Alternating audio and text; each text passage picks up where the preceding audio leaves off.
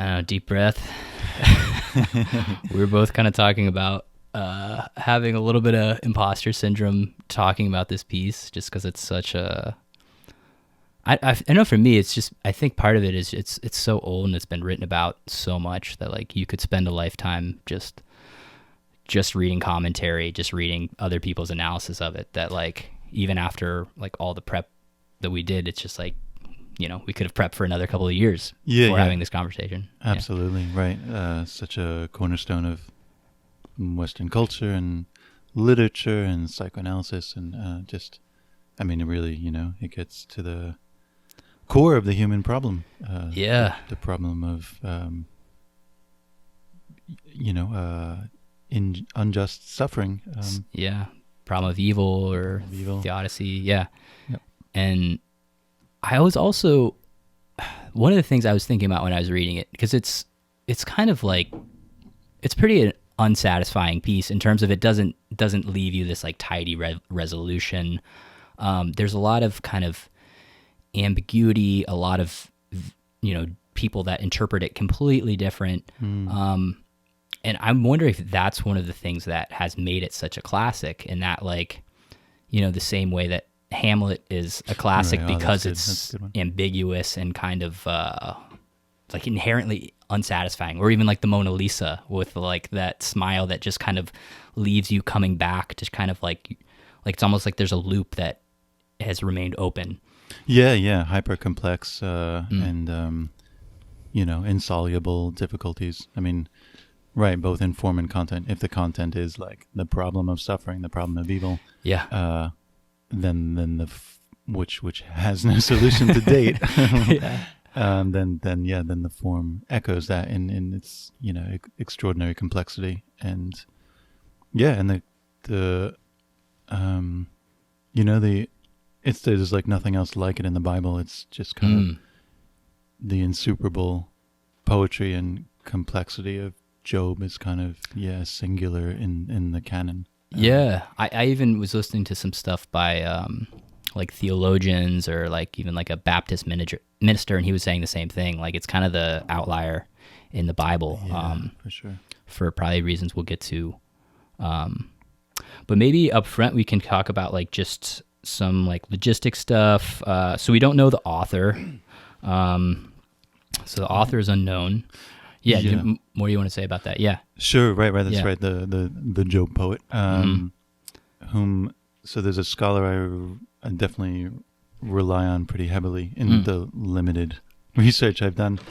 Really great scholar. I highly recommend. Really accessible, but, you know, perfectly rigorous. There's nothing, you know, there's no great popularization here. Yeah. He's a great scholar of Hebrew poetry and biblical literature. Robert Alter, Alter. Okay. And he discusses a little bit when he's talking about the language of in regards to the poetry of the book of Job, of the Hebrew, that about the Aramaic elements, though the Aramaic vocabulary the poet draws on, and kind of pinpoints a specific moment based on these linguistic clues to speculate on when it was written. I mean, which I guess there's a lot of consensus. But what's kind of his guesstimate? He's thinking like 6th century BC at the earliest, probably 5th century. Interesting. Yeah, a lot of the stuff I had read. Again, it was, you know, there's no definitive date that this was written, but I had read anywhere between like the 2nd century BCE all the way to like the 10th century BCE. Like it's a pretty wide span. So it sounds like he's saying maybe sometime in the 6th. I was also reading that it's very possible that, like a lot of other myths, this was passed down orally for quite some time before it was ever written. So that's another thing to kind of keep in mind, that it's probably actually is a lot older than we think, based on when it was actually written. Yeah, that's good. Absolutely. Right, and again, Alter talks, or somebody talks about that, when we'll get into this shortly, the kind of Job is not a document, a text that was written once and for all in one particular period, but there are Yeah. like interpolations and redactions, and that the original frame was just the beginning and the end, basically. Oh, really? Okay. And the dialogues were kind of inserted. Absolutely, yeah. And that that the original framework, the folk tale kind of framework, very much adheres to a much earlier, like oral tradition. You can kind of hear that as well. You can too. Yeah, it's interesting to think about that, because as we'll probably get into later, there's some at least seemingly inconsistencies in the story, and you kind of wonder how much of that is just because they're maybe like multiple stories smushed together, or certain things were inserted later that maybe don't fit with the like original narrative. So it's interesting to kind of speculate about that kind of stuff.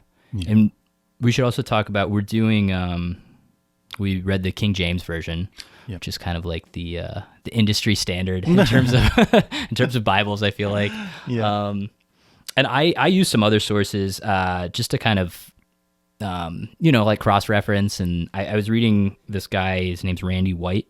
He's like a Baptist minister. This is kind of getting his more like fundamentalist perspective. Right. And then I also just found something online called the Easy English Bible, which is kind of exactly what it says. So that was the very like, just anytime I was just bewildered, I would kind of check that to get a ballpark of what was going on. Yeah, no, that's sensible. Yeah. It's interesting to bring up, right, like more fundamentalist or like, to my mind, hopefully not terribly unfairly, like reductive versions of Job. You generally get the idea that here's Job, he's done something wrong or he hasn't, but that's kind of beside the point, because God is wiser and is punishing him or inflicting him for whatever reasons, and in the end Job like repents. And the translation here is interesting because apparently, according to Ralph Williams, I haven't heard it elsewhere, but this Ralph Williams guy taught at Michigan for a lot of years, a biblical scholar, that word is much better rendered in English to his life as gave way. Okay.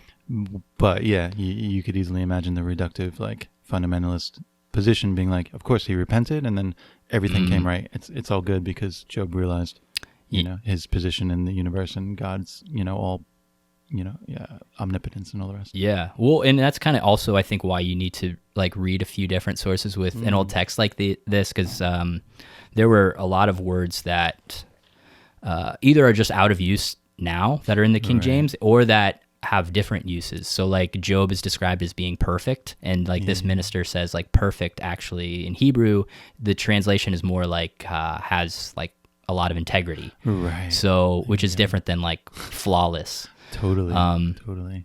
But I'm just kind of thinking, maybe before we get too deep into it, maybe we can just do like a quick Job summary of the story, just to get all on the same page. So we can I'll breeze through kind of the Cliff Notes version, just so we get a sense of what happens in the story, and then we can kind of dig into it. All right, so Job is this guy. He lives in the land of Uz. He has a wife, 7 sons, 3 daughters, and he's very wealthy. He has 7,000 sheep, 3,000 camels, 500 donkeys. He's doing well for himself. He's got servants, the whole 9. And it's also noteworthy that he is a God-fearing man, extremely virtuous. He's kind of like the model Christian. He's perfect, or has high integrity. Maybe the model Jew in this case. Yeah, the model Jew, exactly. There was no model Christian to be. So then we cut to this scene, this first heavenly council. So we don't know exactly where this is. We kind of get the sense it's in like it's in heaven or some other dimension. So God is holding this heavenly council. I kind of thought of like almost like a PTA meeting, not to trivialize it, but it's kind of, he's holding this council, and all the sons of gods are there, meaning all the angels, and Satan is also present. Again, the Hebrew for Satan is just adversary. So we don't know if this is actually the Satan that we typically think of, or if this is just an adversary. Nonetheless, Satan God says to Satan, "Hey, check out my servant Job. He's so upright and God-fearing." And Satan says, "Well, God, he's only loyal to you, and he only loves you because of all this great stuff you gave him. But if you took it all away, he would turn his back on you. He would curse you." So God says, "All right, deal on. I'll do what you want with him. Just don't kill him. But so have your way with him, Satan." So Satan does. He makes this gust of wind knock over Job's children's house and kills all of Job's children, and Job loses all of his servants and his ox and all of his land, and so basically he's left with nothing. And we get this kind of famous, which we'll dive into in more depth later. This is where the famous "Naked came I out of my mother's womb, and naked shall I return thither. The Lord gave, and the Lord hath taken away. Blessed be the name of the Lord." So up till now, Job is still loyal. So we cut to now like the second council meeting. All right. So at the second meeting, again, all of the angels are present and Satan is present. And God kind of says, "Well, look, you took everything away," and he remained loyal. And Satan says, "Well, like, I'll bet that's just because we haven't affected his health. Like, let me affect his health, and then he'll turn his back and curse you." So God says, "Okay, do your dirtiest, just don't kill him." And then Satan casts down, some curse onto Job, and Job is covered in these painful, itchy boils. And now things are Job is starting to really feel the effects, and we kind of get this series where Job is feeling very just lost and depressed, and is just kind of cursing his existence, wishing he was never born, wishing he would just die. And then we enter this series known as the Dialogues, where Job's three quote-unquote friends, which we'll debate whether or not they're actual friends, come in, and there's a back and forth. And the quick version of it is these friends are convinced that God is just and Job is suffering, therefore Job must have sinned. And Job is holding to his original story. He's saying, "Look, guys, I didn't do anything. I didn't and they're just not buying it. They're saying, "You must have done something. Fess up." And so it kind of creates this tension between them. There's a back and forth. Job gets more and more irritated as the story goes on, and eventually is just kind of becoming a little angry with God. He isn't cursing God, but he is saying, like, I want an explanation for this. I didn't do anything. I don't deserve this. I want to speak to God. Finally, God comes in. And again, we'll go into a lot more depth what God says, but in a nutshell, it's, where were you when I was creating the earth? Who are you to question my authority? Again, I'm oversimplifying this. Job then submits to God, and then we have kind of the ending. God kind of chastises the friends and says, "You guys were wrong in what you were saying, and Job was right." And then the very last chapter, God restores all of Job's possessions. He gives Job twice as many. Is it twice as many children? I know it's twice as many cattle, maybe the same number of children. I'll have to look. And twice as many years. So Job lives until he's like 130. So that's the very nuts and bolts of the Job story. Is there anything I left out that you'd like to add before we move on? No, you did great. That was a great job. There's one moment after the three friends, right before God appears. There's the fourth person, interlocutor. Oh yeah, Elihu. The young guy Elihu, who's like pretty bombastic, and he's like, "Oh well, just because I'm 20 or whatever, it doesn't mean that I can't hang with you guys." And then gives his own even more conventional kind of platitudinous wisdom about good and evil and justice. Right. Which, again, like it's kind of a more insufficient. extreme version of the same thing the other friends are saying too. Exactly, Yeah, that's right. Yep. But yeah, there's old Elihu, which, as we talked about earlier, that's actually one section that was almost certainly added in later. Right. Yes, that's right. Along with one of my favorite pieces, just chapter 28. I guess there's 42, 43 chapters total, but 28 is this, cool little poem that, also a later interpolation, but something maybe we can glance at later, just because it's charming. But cool. Nice Well, job. I was thinking it'd be good to have just the outline in the back of our heads, just because as we go through it, we'll probably be like referencing the end. So that's great. anybody who's not familiar with the whole story can kind of be all up to date.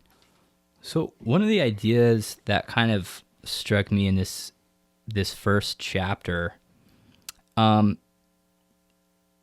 it comes down to like this idea of like conditional or unconditional love, and that like it isn't enough for like our love for God to be this conditional thing where it's like you're only love God or obey his rules when you're getting all of these rewards. And that Satan is almost like aware of the fact that we are that we can have this like conditional relationship with God, or I guess any relationship.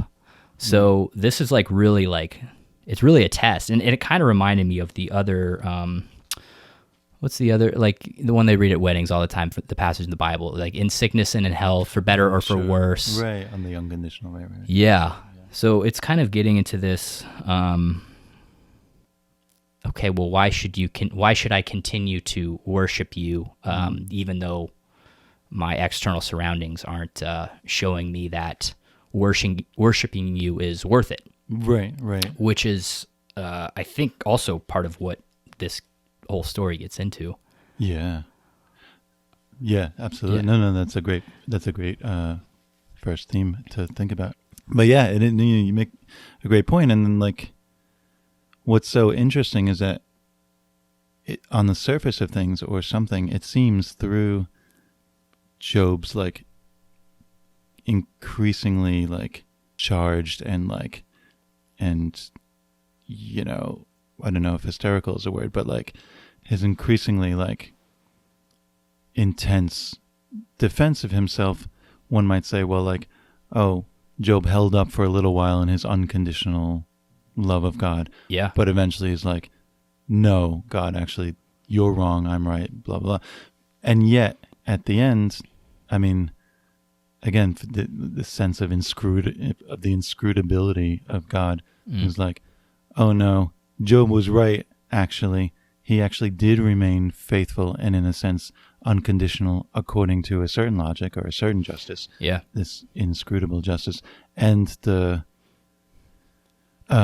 his friends, his quote unquote friends, were actually unfaithful in their like trotting out the conventional like cliched wisdom of what ultimately amounts to the inference of guilt by misfortune, through misfortune. Yeah. Well, and I think what's also interesting is after this first two chapters, Satan never comes back. Right. Like we don't have like a third council meeting at the end. So that whole we never really know who, and it's not like an actual bet, but we never really know who wins this kind of wager or argument that they're kind of arguing about at the beginning. And it's kind of ambiguous because I think you could argue that Satan was kind of right. I mean, Job, at least not in this first chapter. This first chapter, he's remaining loyal, but we'll get into later. He does kind of break down, and I don't think he ever disrespects God or turns his back on God, but he's definitely like questions his faith. He definitely is demanding some kind of explanation. Yeah. So I think you could make an argument that like Satan was kind of right, that some of his loyalty to God was dependent on him having nice things. Yeah, yes, certainly. And that's like the wonderful insolubility or whatever the word is, inscrutability of, because we're left always to wonder what the measure of like that fidelity is. Yeah. And although to our human sensibility, we're like, oh, well, here's Job, Satan was right. He's clearly like once he got all sick and full of boils, he said, no, fuck it. This sucks. I can't do it. Yeah. Like, and yet he was, one might say, like, for a cliche, he was true to himself or something. And like we tend, the biblical world or like religious world aside, we tend to say like, oh, this guy has integrity because he's stuck with his guns, blah, blah, blah. Although that's usually like outcome dependent or whatever. Sure. Maybe. But like, yeah, it's so interesting that it's kind of undecidable in the end, at least within the bounds of this religious framework and this biblical framework, Sure. if he really was, faithful or not. Yeah. And I mean, for me, it even just brought up the question of like, why should your belief in a God be unconditional? Like, Right, I mean, sure. and I think that's a big question this is trying to look at as well, is like, hey, like, all right, if I believe in this God and I do everything this God says and I still get a bad outcome, like, why should I remain faithful throughout that? Right. No, absolutely. Yeah. Well, and then I guess the other big passage, I mean, this is probably the most famous passage in the whole book, is this: naked came I out of my mother's womb, naked shall I return thither. The Lord gave and the Lord hath taken away. Blessed be the name of the Lord. I had some thoughts about that, but do you want to, anything you want to say first? Well, Yeah. just to, again, this is shooting from the hip with, Yeah. and like, we're all That's what it's all imposters about. compared to everyone who's really studied this properly. But it just makes me think of my other favorite thing from King James is Ecclesiastes, and both of them seem, I mean, Ecclesiastes maybe much more so, but like both of them seem profoundly agnostic or something. Like in Ecclesiastes, there's definitely things like, whatever, we all go to the same place as animals, like, and the same thing happens to everybody. We're all going to dust. And yeah, this is to like emphasize the point that this is well and truly before that, the infusion of like certainly a Christian understanding of heaven and hell and like good and evil, and that, again, Manichaean kind of polarity that comes, that's infused into the Judeo-Christian religion in the 6th century BC, I think, during the Babylonian captivity. And so I think there's much more room for a kind of ultimate ambivalence and ambiguity, and like, why was I saying that? Because, yeah. Yeah. Naked came I, right, exactly, like, we're born from clay and we're going back. There's, noticeably absent is any kind of eschatological kind of moment there. It's like, right. Well, so that interpretation would be like, I don't want to say nihilistic, but kind of like I'm going to die anyways. right. How I kind of read it was, I came into this world with nothing. I'm going to leave with nothing. So all of these things that I've acquired in the meantime, like my, 5,000 she-asses or whatever, was just kind of icing on the cake. So now that it's taken away, it's no big deal. I guess that's kind of how I read it, but it's not necessarily, that's not necessarily right. No, but I think that is the point. That's absolutely the point he's making, right? Yeah. Which is an amazing thing to say. Think about where you've been at your lowest point in life, and if you've had the fortitude to say something like that, you'd have to have a serious thing to believe in, like a God, right? Sure. Yeah, for sure. Yeah. So, so at this point, Job is still kind of maintaining his, he's kind of like the golden child, the golden Jew, Yeah. in terms of God's straight A student.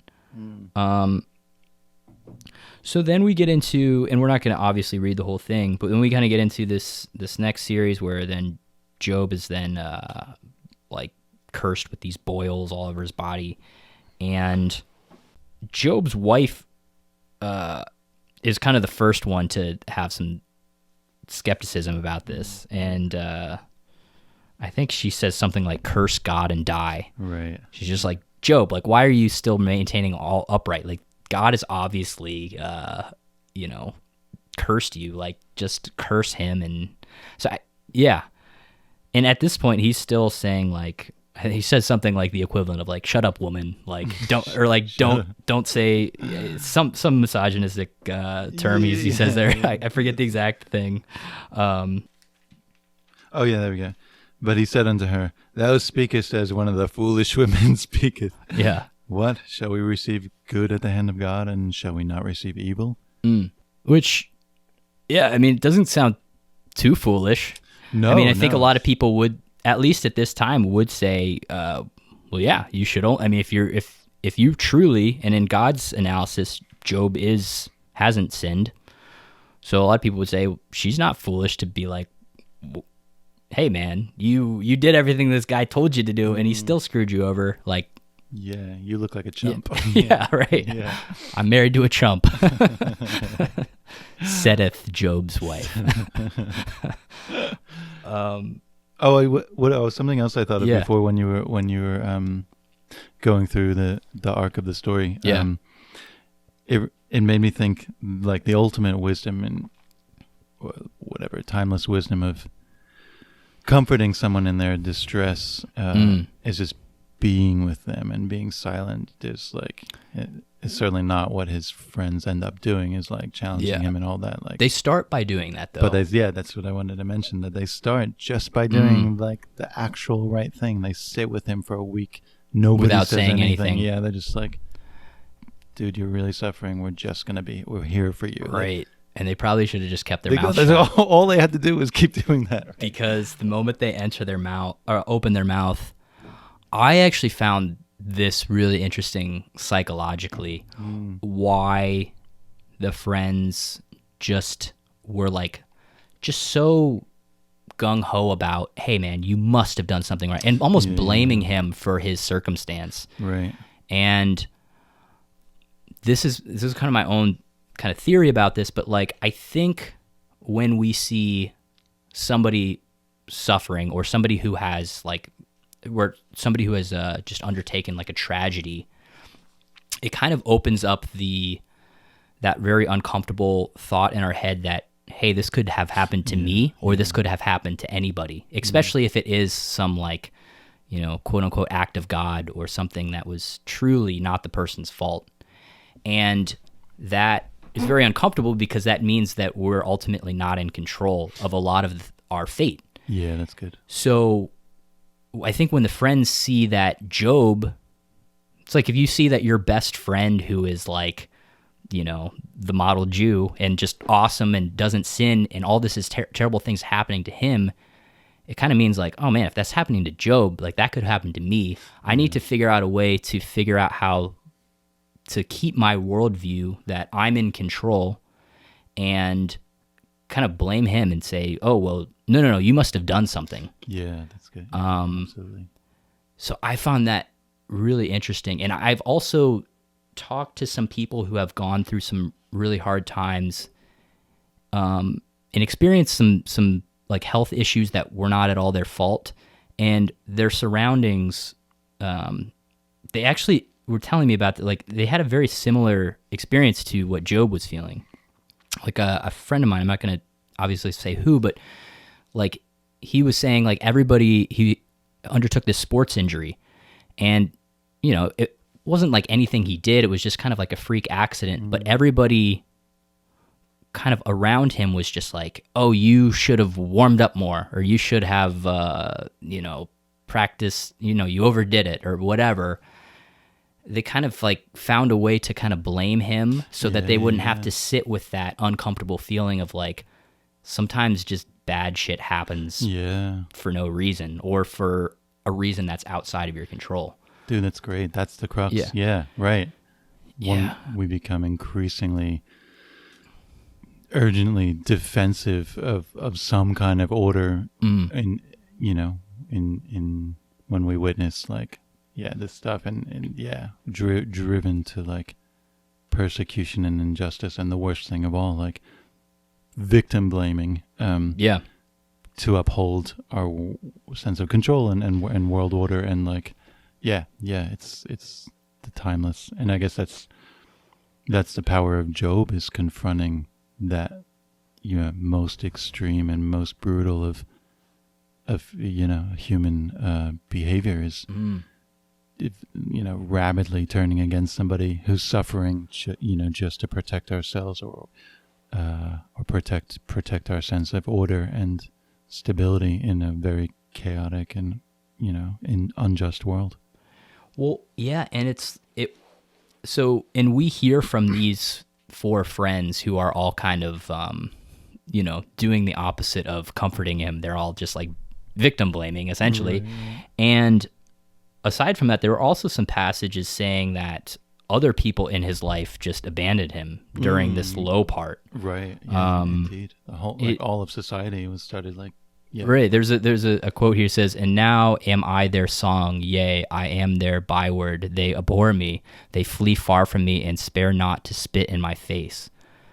So again, this is just, I don't know, just kind of interesting psychologically that this happens, where we do see somebody who is really like suffering or has, tragedy has befallen them.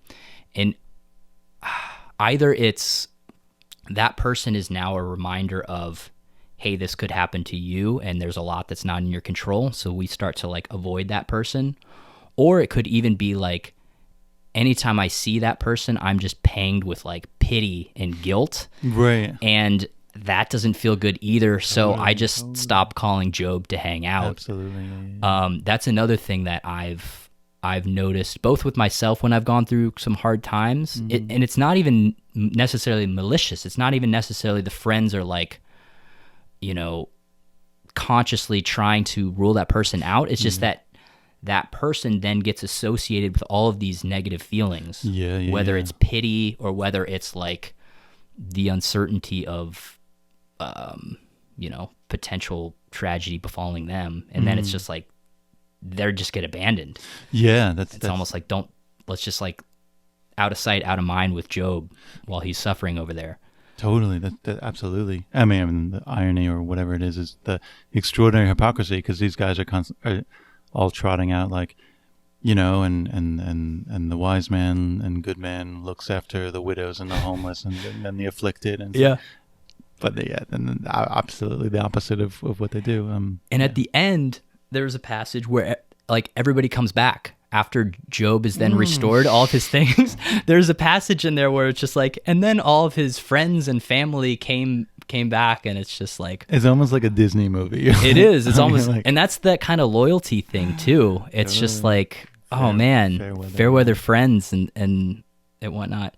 But I was going to mention also on that point of, there's kind of an arrogance in the friends as well, because the friends are not suffering. So they're kind of sitting in their armchairs and saying like, well, look, Job, this is how you screwed up. And there's a passage, and maybe I should be quoting the like the verse, since the Bible is all laid out for us. So this is Job 12:5. He that is ready to slip with his feet is at a lamp despised in the thought of him that is at ease.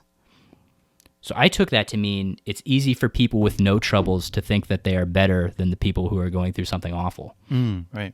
Like we kind of look at somebody who is like really suffering, and maybe at a time when we're not, and we kind of say, oh well, like that's because like I'm going about it the right way and they're going about the wrong way. Yeah, sure. So it's easy, I think, for the friends in this case to kind of say, well, Job, you had the wrong, like you were living your life in the wrong way, and like let me tell you how you should have been living your life. Yeah. Yeah. It's hard. I mean, Yeah. it's everywhere, and it's never going to change that. I mean, you think of like libertarians who are like, oh, well, look at these lazy people who are not worried about this kind of shit. Like, nope. Yeah. Just totally abstracting all context and reality to Sure. uphold a certain worldview or whatever. For sure. Well, yeah, and I think, well, maybe we can continue, because we've, at least at this point, we've stuck to at least kind of going through it in order. So we're now kind of in the dialogues between the friends and Job, and yeah, at this point, Job is becoming more and more defensive and basically saying, like, because they're all telling him, like, fess up. You must have sinned. You must have sinned. I'm convinced. And Job is like, if I had something to confess to, I would, but I don't know what I did wrong. I feel like I'm innocent. And ultimately, God comes in and he kind of breaks everything up and says, like, all right, look, let me come in a whirlwind, and maybe we can talk a little bit about. Yeah. So in the end, just to rehash your telling of that story, God comes in and in like superlative verse, just like unfurls this, like, you know, big dick kind of like, yeah, I'm the man, I created all this stuff in like really wonderful verse, like lots of metaphors, like lots of cosmic imagery, and like the panoply of creation, and animals doing this and that, and like sealing up the doors of the sea so that they don't, and also sarcasm. And right, sarcasm. Like, oh yeah, he's such a there's dick so too. much kind of condescension, which I don't think there's a way to read it any other way, because he's not saying, the way it's phrased is not like, I am mighty and you are nothing. He's saying it like, oh, I'm sorry, like, were you there when I created the world? Yeah. And to read a tiny bit of this, this is 38:4. So this is God. Where were thou when I laid the foundations of the earth? Declare if thou hast understanding. Who hath laid the measures thereof, if thou knowest? Or who hath stretched the line upon it? Whereupon are the foundations thereof fastened? Or who laid the cornerstone thereof?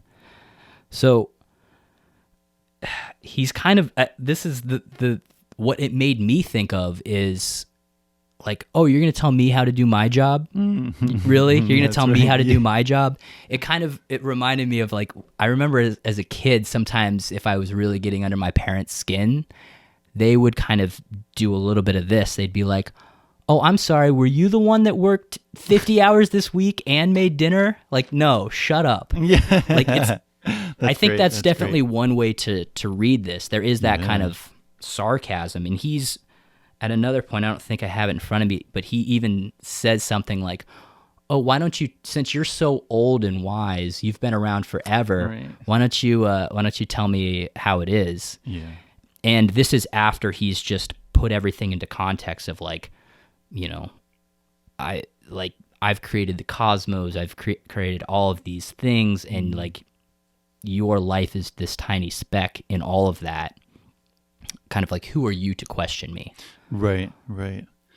I guess, we should really emphasize and drive home the point that, like, so for the better part, for like quite the majority of this book, basically after chapter 3, from chapter 4, I think, through 39 or something, the great majority of this book, we're sitting here listening to Job being abused by his friends and defending himself, and just demanding a hearing. And so the force of, like, the expectation on the reader's part of, like, some grand tribunal in this theodicy of God appears. Okay, we're finally going to get an answer for suffering. And the, like, incongruity of God's absolutely irrelevant, like, douchey answer, which is not an answer. It's just, like, it addresses exactly zero of anything of what Job has been asking for. He just wants an explanation for this profound suffering. He just wants an understanding of the order of things.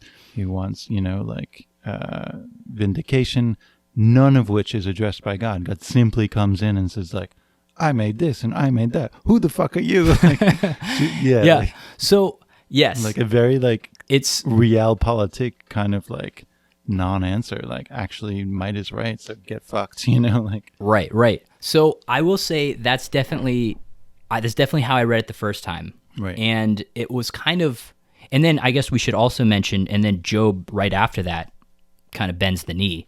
And it's just like, sorry, I opened my mouth. I'll shut up now.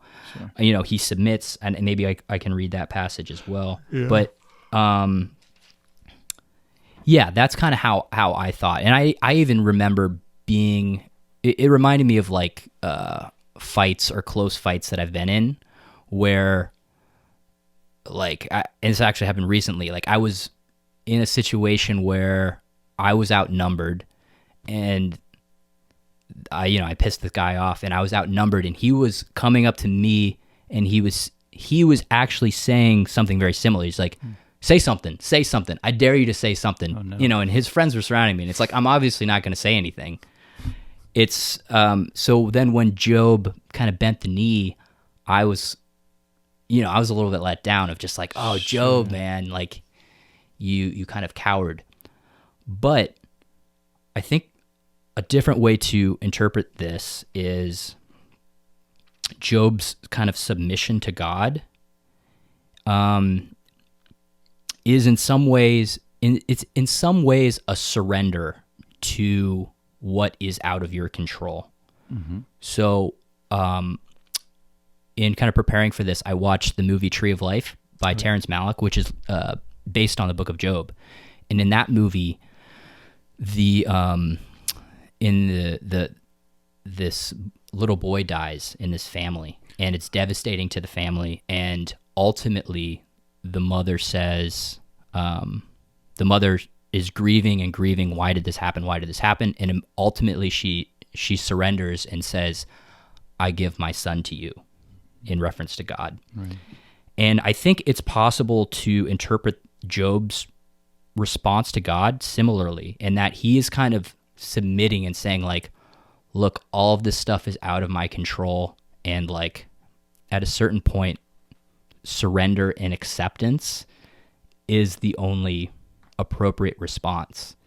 And that it is the person who is, if a person is like struck with cancer or some horrible malady, and they're kind of cursing God and saying, why did this happen? Yeah, it's a certain point where it's like there is a certain wisdom, it seems, in this kind of surrender to God or fate, or I guess whatever we want to call it, in this, like, Job is kind of resignated and just like, look, this happened. There's nothing I can do about it. It's out of my hands. So I guess that's another way to kind of interpret this whole back and forth between Job and God. Sure. Yeah, absolutely. Although there is, unless I'm abusing the term, which I surely don't understand well enough, certainly a kind of dialectic or something between God and Job in that case, insofar as Job's resignation implies like a different conception of God, namely when you're like, whether God or fate or whatever, but in fact here that's substantial. Job's vision of God and what God stands for, and how and what God represents and suggests about the order of the world and reality has suddenly shifted. And so his resignation is not a resignation on the terms that he was formerly like intimate with or expected out of God. It's like, okay, if he's resigning not because he suddenly understood that he is in some sense guilty or whatever, but now he understands a new world order, that the world is either inscrutable or that his guilt is inaccessible to himself, and that he can only bend to fate. It makes me think of like if you were a Greek and you were under the, you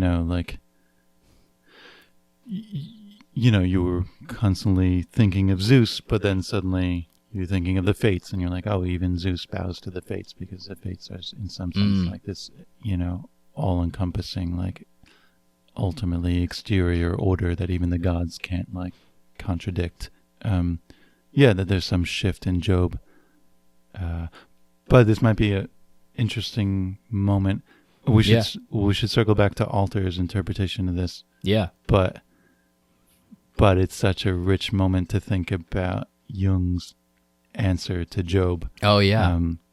Which to explain, right? So Carl Jung, the ultimate Jungian psychologist, had this book that, his very, like, important late book. I think Susan Sontag, really raved about it, among others. Like, she said, oh, this is certainly his most important book. Mm-hmm. And it's very interesting, and let me see if I can get this right, after some years of having read it and not had the moment to review it before we talked. But I think it's a kind of, like,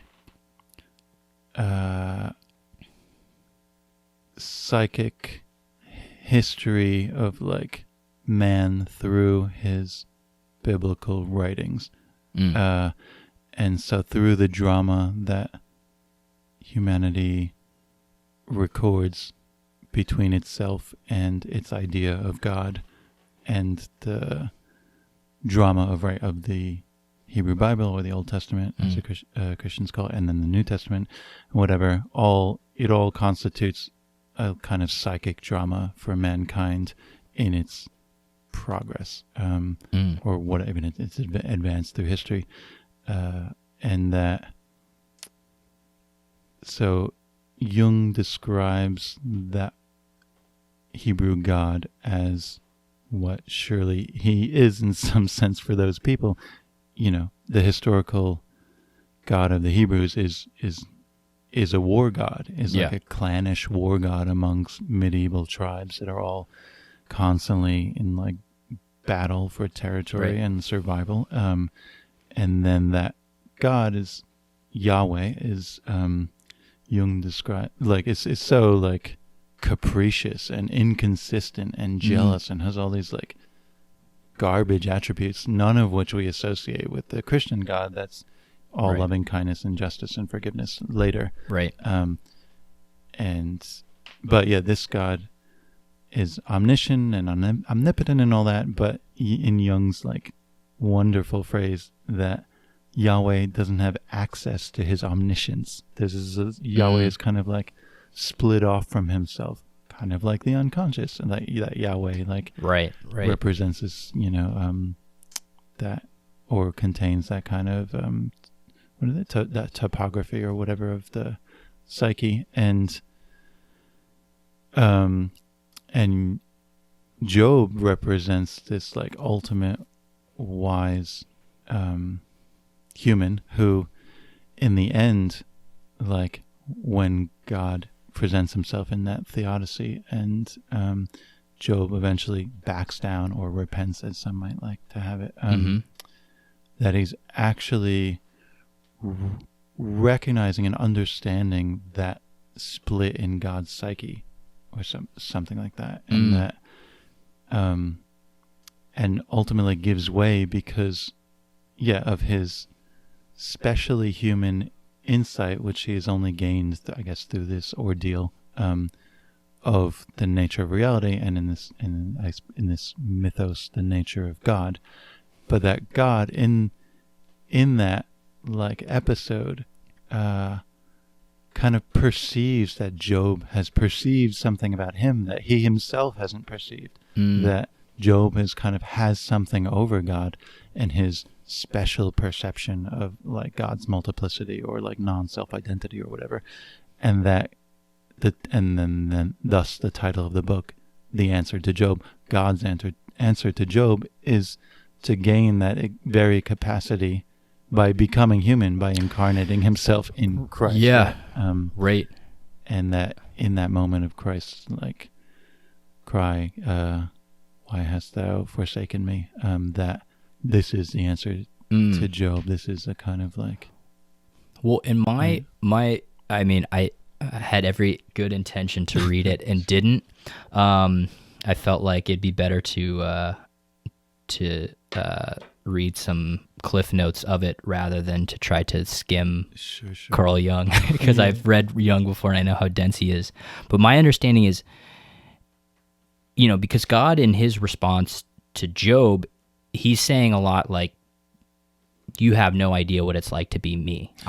Created the heavens and the earth, and he goes through his list of all of the reasons why Job can't even begin to wrap his head around what it's like to be God. And I understood Carl Jung to be saying, God also can't understand what it's like to be Job, because God can't suffer, and he can't feel what it feels like to be this speck of dust in this grand universe. So then that's what kind of lends itself to God coming down as Jesus Christ and suffering.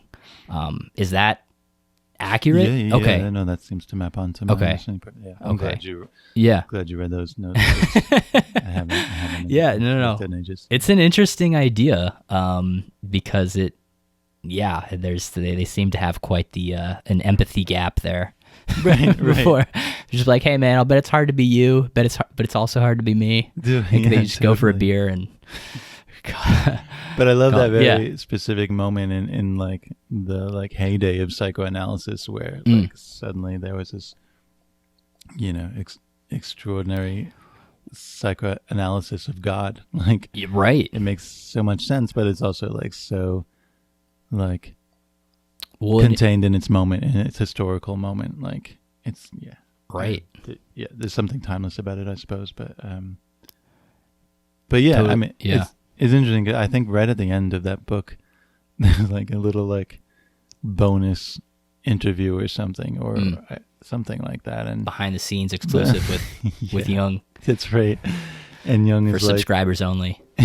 Subscribers. Jungian subscribers only. Exactly. And he's like, God, people always ask me like, do I really believe in God or not? And I'm like, whatever. That's such the wrong question. Like that for Jung, it's like God is an imaginal entity, not imaginary, not like whatever, but real in like in the collective unconscious, in like there's a psychic reality, which has like real world effects. And why do we consider that any less real than other entities? Anyway, like the reductive question is this whatever.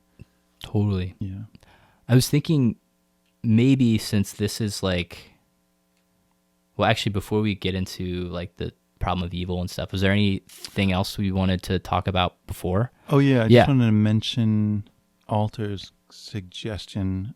Because he's addressing all the critics who rightfully say he's not saying like there's any answer to Job. He's not saying like, oh well, no, actually his answer is encoded in such and such obscure speech.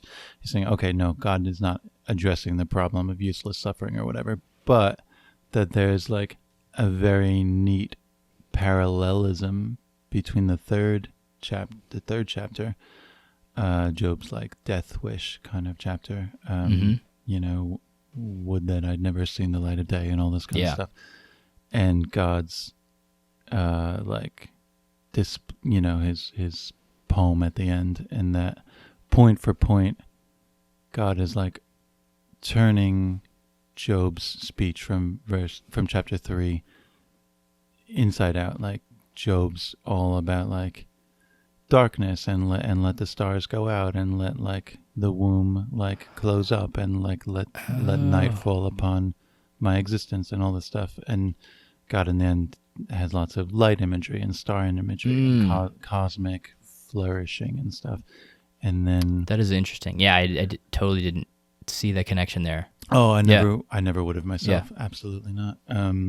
But yeah, there's a kind of very neat parallelism that it's totally convincing, even if it seems in some sense to like not again, like Alter admits, this is not addressing like the ultimate conundrum, but in terms of like a structural and like thematic and like, ultimately in some sense substantial answer, this substance of the answer is like well, you're wrapped up in your personal suffering, whereas like here's like an outward looking gesture toward the glory of the universe and like the context of life, and like one should transcend one, the ultimate narcissism of like personal suffering.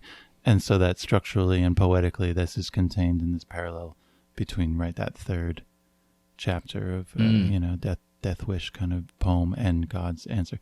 Anyway, it's an interesting answer, and to find out more on that, you can read this one.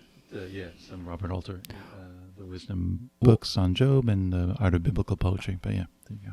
And what you were saying kind of reminded me of a kind of another scene in the Terrence Malick film Tree of Life that stood out was, so the movie is shot where we're seeing like this kind of drama play out between this family, and about a quarter of the way into the movie, it just like pans way out and we go to like the Big Bang, and then we're seeing like basically the evolution of the cosmos into its present day. So we're seeing like the planets being formed, we're seeing the first single cell organisms, we're seeing the first life to evolve out of the water, then we're seeing the dinosaurs. And the effect it had on me, and I think the effect that he's going for is like, we're so caught up in this our little drama that is happening in this, space and time, and we think that our problems are so significant. And just by zooming out and getting that like 30,000 foot view, it just helps put everything into perspective, which I think is what God is ultimately saying when he responds to Job, is like, where were you when I created the world? I mean, that's another way to interpret his whole speech, is he's kind of saying like, look, in terms of like, on my to-do list, you're pretty far down, bud. Like, you and your little problems, like I'm managing the universe. Right. So I think that's another way to interpret that passage, the kind of where were you when I created the world, is to think about it in terms of perspective. Yeah. That's great, and that's great. Great drawing on the Malick. The Malick, yeah, absolutely. Well, so maybe we can get into the problem of evil, because this is ultimately, I think, one of the reasons that this has stood the test of time is it's trying to answer the problem of evil, or the problem of theodicy, which in other words is, if there is a God, why does he allow bad things to happen to good people? Or why does he allow bad things to happen to innocent people? Mm-hmm. And I thought it might be cool to kind of take some of the most popular answers to that question that humans have come up with over the millennia. Great. And then look at how the book of Job might respond to them. So let's see. So, of course, this question, this why does God allow good things to happen why does God allow bad things to happen to good people? This assumes the premise that there's a God. I mean, obviously, there's a lot of people who aren't going to take that first premise and they're just say, well, there is no God, the universe is random. That's why bad shit happens to good people. That's my take. Okay, sure. Fair enough. So, but this is assuming there is a God, and so we can assume, obviously, that the book of Job assumes that there's a God, because he's the main character. He got the main character in the play. So now we can kind of look at a few different things. So why does God allow bad things to happen to good people? One interpretation is, or one explanation is, he's indifferent to human affairs, human suffering. This is kind of like Epicurus's position. So that like Epicurus believed that there was a God, but God was like off dealing with things that were much more important than human affairs, which is kind of, I guess it could be one way to interpret what's happening in Job, and that like when God speaks to Job and says, "Where were you when I created the world? Where were you when I created the universe?" He might be kind of hinting at like your small problems, your small life is insignificant in my grand plan, and maybe like the bad shit that happened to you was some kind of collateral damage of like, you know, this master plan of life. I think the only reason that maybe this is not what the book of Job is saying is because the whole first 2 chapters, God is specifically concerning himself with Job and taking his time out to you know, kind of like make a wager with Satan. So it's hard to argue that God is just too busy to concern himself with human affairs, or that God is just too, you know, that what is happening to Job is some kind of collateral damage, because it is very intentional in the book of Job. Yeah, So, absolutely. yeah. In fact, God, I think another point Alter makes about to properly historicize this like folkloric framework is the willingness and ease with which God acquiesces to Satan's challenge. He's like, oh yeah, okay, sure. And I think the language in the King James is to destroy him without cause, or something like that. That is very much like zero, you know, considerations of like justice or like or you know, right desert, you know, just desserts or whatever.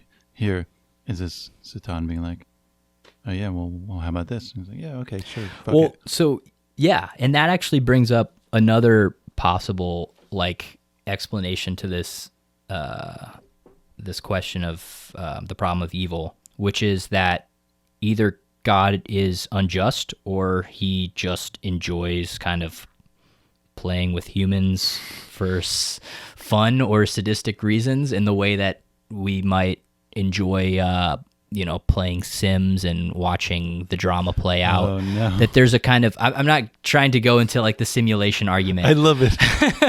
but I guess, but the beginning of this does kind of mimic a kind of,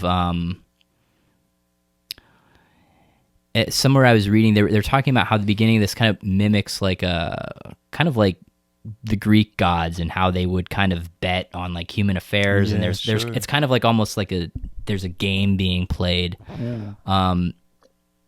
which is, yeah, I guess, yeah, it's hard to talk about this without getting into like the kind of simulation arguments, but that's kind of the idea that like, okay, well, God is not just, God is kind of this creator who is just more or less just curiously watching this drama play out, and that drama happens to involve suffering. Right. Yeah, that would mean that God essentially has human qualities or whatever. Yeah. What was Nietzsche had a good phrase for that in Birth of Tragedy. That the gods were like a, you know, something like a distorted mirror of humanity or whatever. No, there's a better and more useful phrase than that, but in any case, for sure.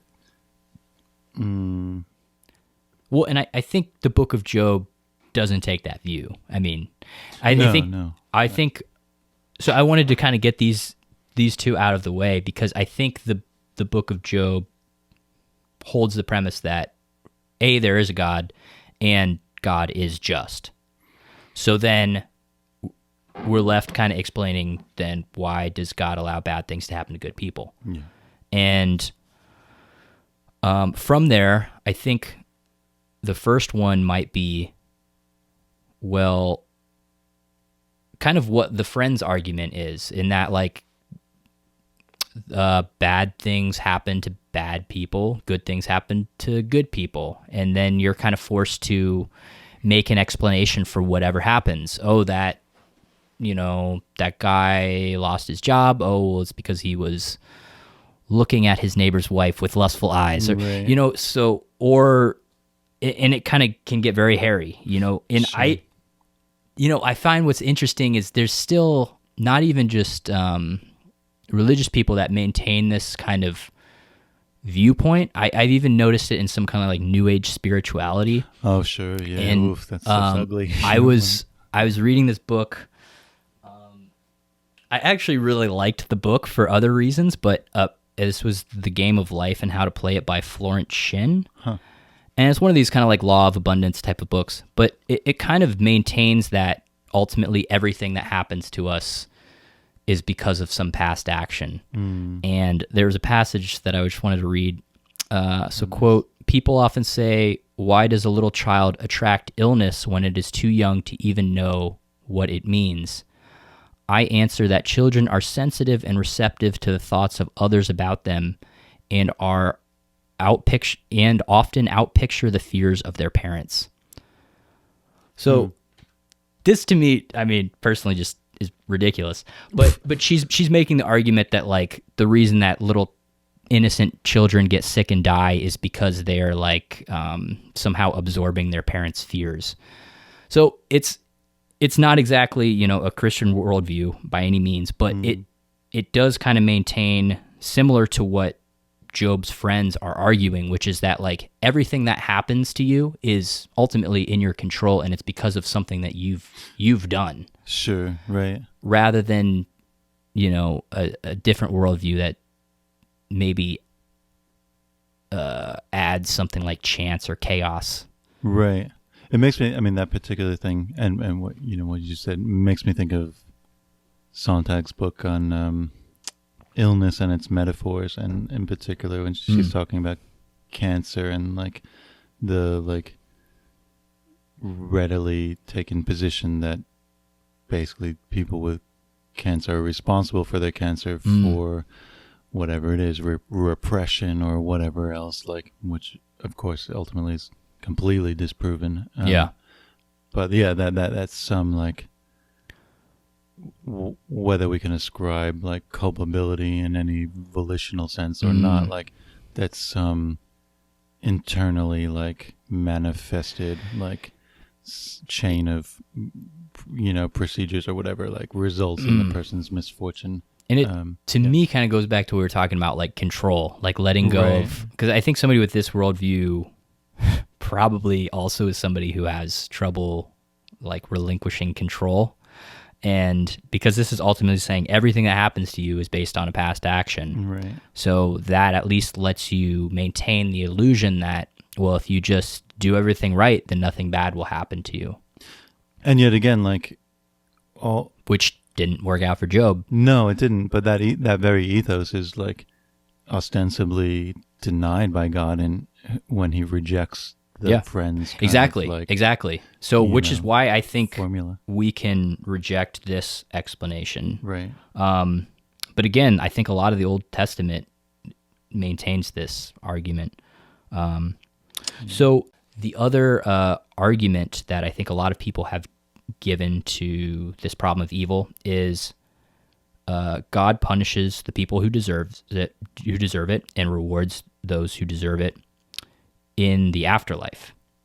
So now we kind of bring in the concept of an afterlife and say, when you see somebody who suffered for no good reason, you can kind of say, but they're going to be rewarded in the afterlife, and that's a way to kind of make sense of this problem of evil.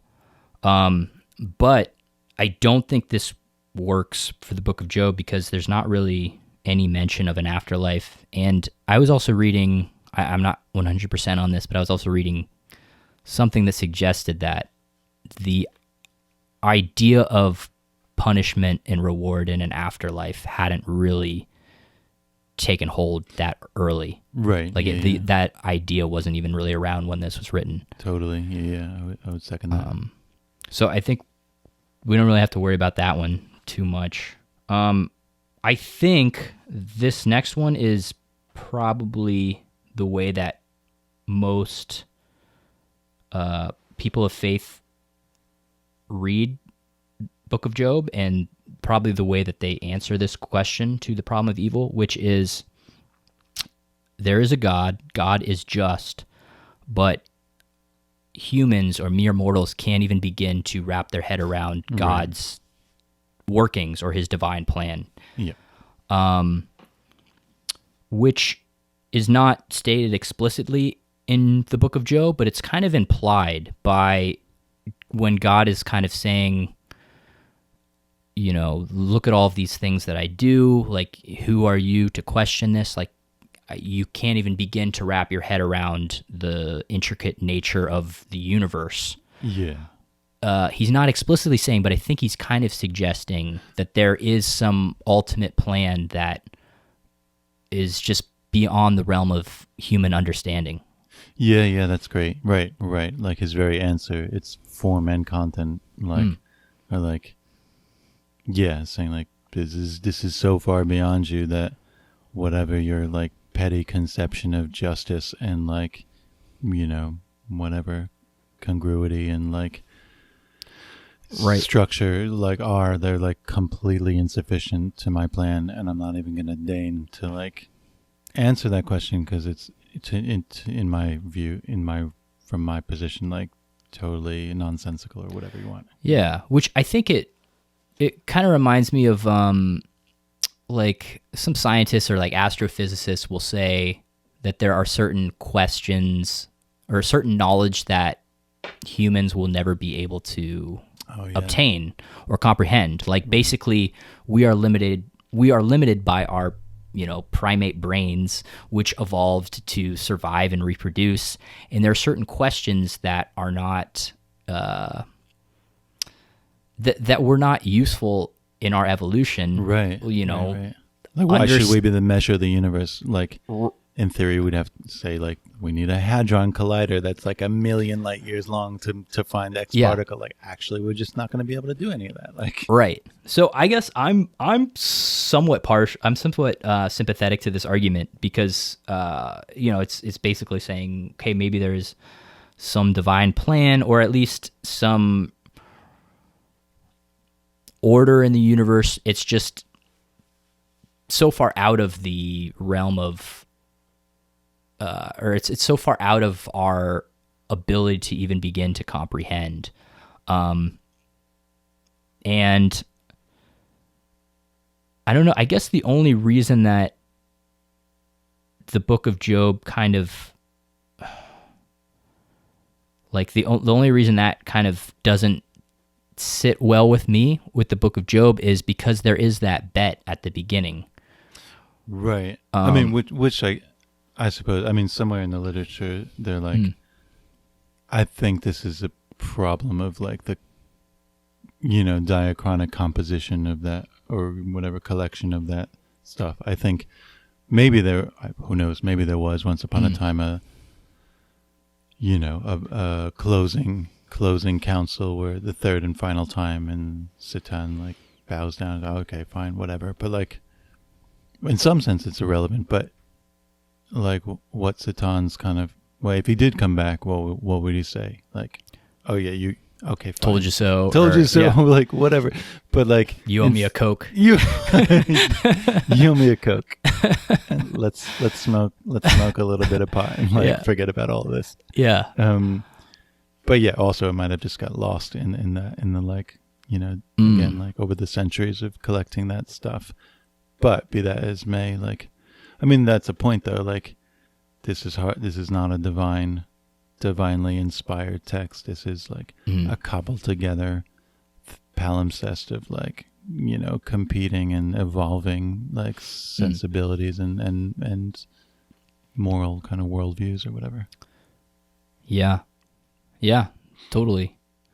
Well, and I think, so I just want to bring up one more part in this kind of the problem of evil, the problem of theodicy, which is that when people say, you know, why do good things happen to, or why do bad things happen to good people? It also depends what timeline we're talking about, because a lot of times seemingly bad things will be good things on a longer time horizon, or vice versa. It's like you get that job promotion that you really wanted, and then like, I don't know, on your first day of work, some guy comes in and like shoots everybody with that's a horrible, like really dark example. I don't know why I went there. It's just some like it's our moment that we're living in. I know, that's tragic. But for example, so in that scenario, you could say, well, was the job promotion a good thing or a bad thing? Sure. I'm kind of reminded of the Buddhist parable of like, I think it's like a farmer and he has a son, and the son falls off, or his son like falls off a horse and breaks his arm, and the neighbor says, "Oh, it's so terrible." And the father's like, "Well, let's see." The next day, the draft comes and like recruits all of the boys to go away to the army. And since this kid has a broken arm, he's not recruited into the army. So, right. I think what complicates the problem of evil or the problem of theodicy is a lot of the stuff depends on what time horizon we're looking at. Because we can say like, okay, maybe all this terrible stuff that happened to Job was horrible in that year or that month, but we find out that Job lived till he was 133. Maybe the remaining 100 years of his life were great, and now that terrible thing has become this thing that's given him like meaning and a cool story to tell at parties. Like, but I guess what I'm saying is like, the point that I'm kind of making is like it does ultimately matter what time horizon you're looking at as well. Yeah, totally. Right. In what we deem good or bad. Right. And only thinking makes it so and all that. Right. Yeah. Yeah, no, that's good. I mean, but it's so hard to, I mean, I feel like we're awkwardly straddling a line between the world of Job, in which there's this, I don't know about you, I don't believe in an omnipotent, transcendent deity or principle. It's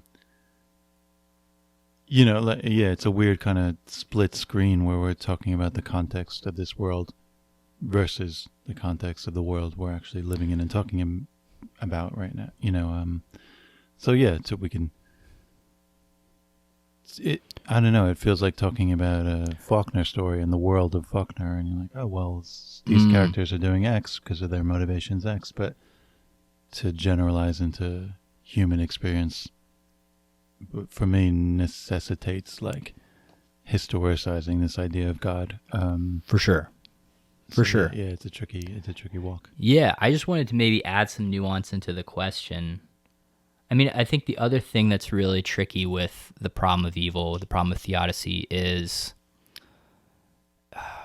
it's really hard to separate out each individual because we are all existing together, and one person's misfortune is a lot of times another person's misfortune. Absolutely. So one thing I was thinking throughout this was like, what if Job's wife was just the sinner and a terrible person? Like the terrible things that happened to Job could also be explained as punishments for her. Like she also lost all of her land. She also lost all of her kids. Her husband got stricken with boils. Like one could make an argument that Job's misfortunes were just as much a punishment for Job's wife. So I think that's another reason the problem of evil for me gets a little sticky is it's like, all right, if you're going to argue that, good things happen to good people, it's like one event is ultimately affecting everybody. And those people all have their own kind of like karma that they're coming into this thing with. So I couldn't help thinking about Job's wife throughout this, as funny as that sounds. No, that's great. And maybe, right, like what did she do to be born a woman in 2,500 years ago? Whatever. Oh, like there's another problem. Again, like it's very tricky to think about this world and worldview without bringing our own, worldview into it. Mm. Yeah, as you say, like I mean, I don't know that like that kind of contextualizing relativistic framework was possible or like useful or whatever for Right. those people at that time.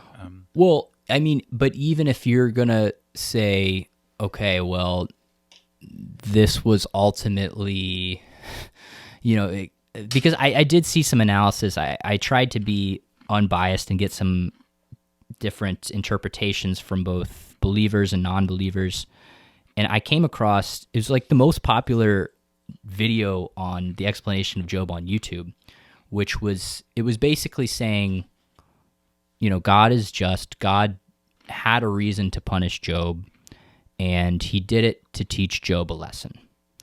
So it's like, okay, but if you're going to maintain this, then we have to maintain that like Job is perfectly willing, or God is perfectly willing to kill all of these people just to teach Job a lesson.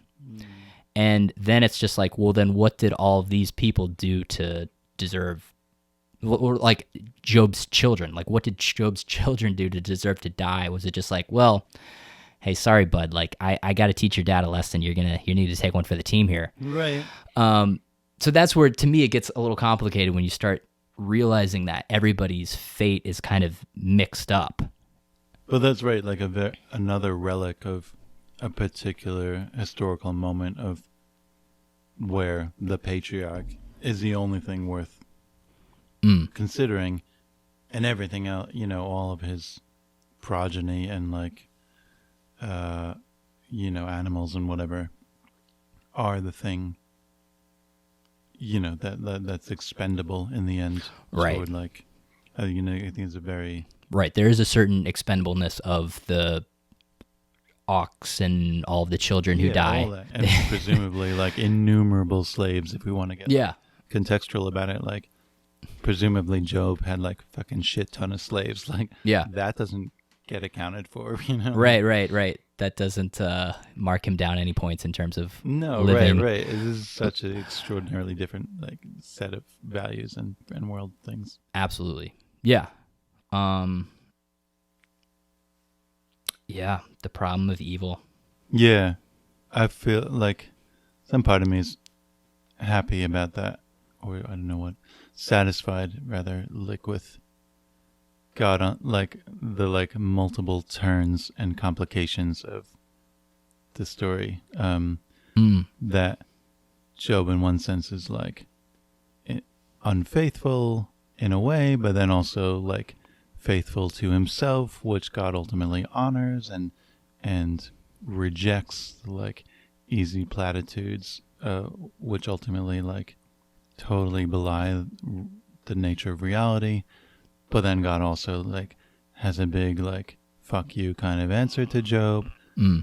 Yeah, all that I find endlessly satisfying, because it like, to me, just mirrors the like endless involutions and complications and of the problem, which can never be solved, which is just the chance operation of the universe, and how it strikes some people down for no fucking reason at all, and that's how it is, and we can do a million backflips to try to like square our fates with reality and with some order, and in the end we like can do that with some principle, if it's God or something else, but that principle will constantly give us variable answers that don't equal anything but except the complexity of life.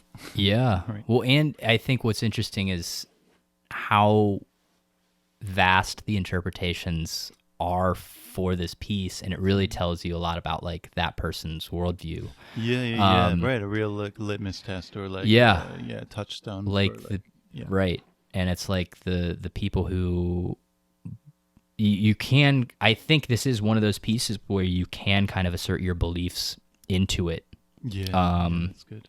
Because it's ambiguous enough that you can kind of have very different interpretations of like the answer to the problem of evil. Well, cool, man. Was there anything else we really got into the weeds here? This was a lot of fun. Great.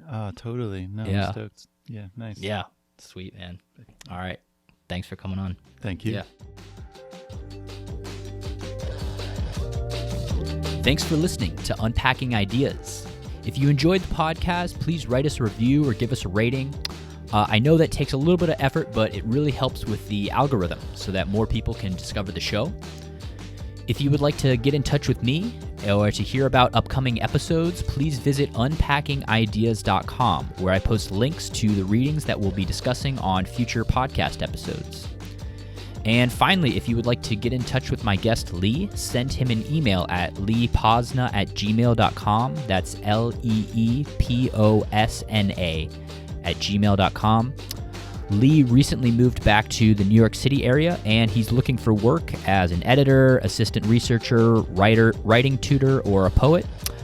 He received his MFA from the prestigious University of Iowa's Writers Workshop, and he's an esteemed writer and poet, and an all-around good guy. So if you or anyone you know is looking for somebody who fits that description, definitely shoot Lee an email. All right, guys, that's going to do it for today. I will see you next episode.